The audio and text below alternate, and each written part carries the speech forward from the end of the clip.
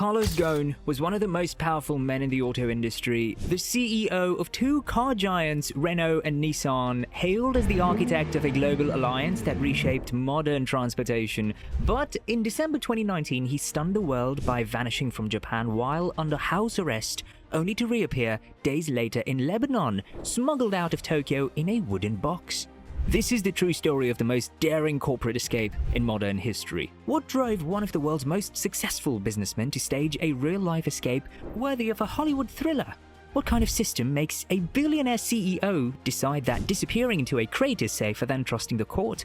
And most importantly, how did he pull it off? Right under the noses of Japanese law enforcement. This is not just the story of a man escaping prosecution. It's the story of ambition, betrayal, corporate espionage, and the failure of a justice system so rigid that it turned one of its biggest foreign success stories into its most notorious fugitive.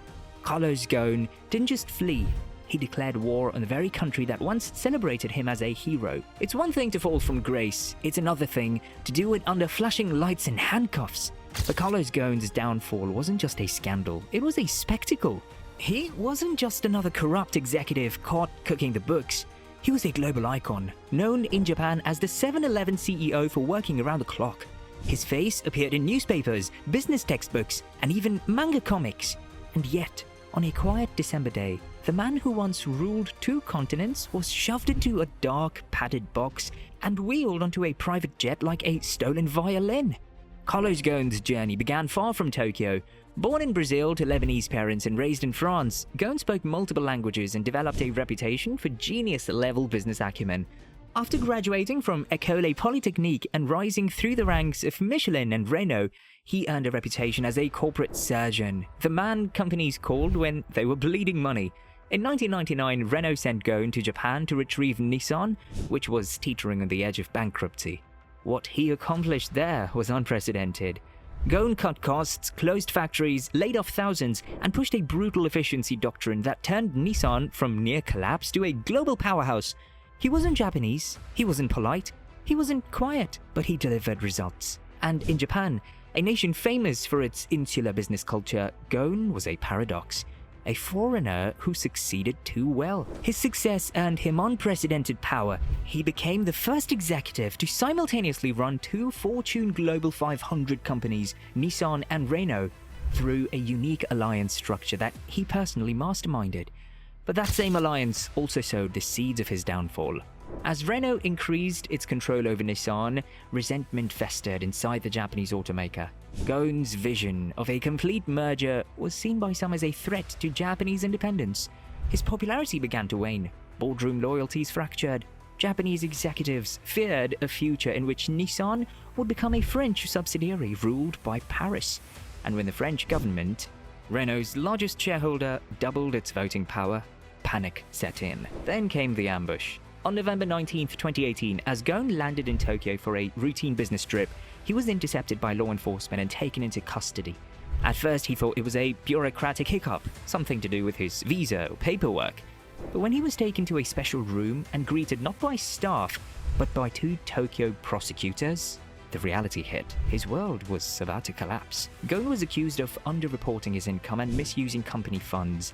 He denied all charges, however the Japanese justice system had its own rules. He wasn't allowed to speak to his wife, he wasn't allowed to use a phone, no news, no visitors, not even a pen. Stripped of his clothing, his devices, and his dignity, Ghosn found himself confined to a tiny cell in Kosuge prison, with only tatami mats to sit on. This was no white-collar holding cell. It was isolation. Japan's legal system has a 99.4% conviction rate. Prosecutors can detain suspects for weeks without trial, formal charges, or access to lawyers during interrogation. Every time Ghosn made bail, they found a way to rearrest him on new charges. Surveillance cameras were installed in his residence. He was forbidden from contacting his wife. The message was clear. He wasn't just being prosecuted. He was being broken. Publicly, he was painted as a villain, a foreign executive enriching himself at the expense of a proud Japanese company. Privately, he believed he was the victim of a corporate coup. His theory: Nissan executives feared his plans for a merger with Renault, and removing him permanently was their only way out. But to truly be removed, he couldn't just be fired, he had to be destroyed. By late 2019, Ghosn had lost all hope of receiving a fair trial. His lawyers, despite their optimism, had begun to admit the obvious. He'd become too big, too symbolic. The charges against him were no longer about money. They were about control, politics, and keeping a foreigner from steering one of Japan's crown jewels. And so, after more than a year of detentions, interrogations, and house arrest, Ghosn made the decision that no one saw coming. He would escape. It was bold, it was intense, and it was dangerous. But it was the only option left. Ghosn quietly reached out to Michael Taylor, a former Green Beret expert in extractions. Along with his son Peter, Taylor crafted a plan that was as low-tech as it was brilliant. The idea: disguise themselves as musicians, enter Japan with oversized instrument boxes, and smuggle Ghosn out of Tokyo inside a box. On December 29th, 2019, the operation began. Ghosn, now under constant surveillance, disguised himself in a hat, sunglasses, and a surgical mask. Dressed like a touring roadie, he left his residence in Tokyo and boarded a bullet train bound for Osaka. No one recognized him. At a hotel near Kansai International Airport, the Taylors met him with a custom-built wooden box. It had breathing holes drilled discreetly into the bottom. Ghosn crawled inside, heart pounding. He lay still inside the box for over an hour as it was wheeled through the airport, bypassing x-rays and scans under the protection of diplomatic-looking paperwork and the assumption of musical cargo. Security didn't bat an eye.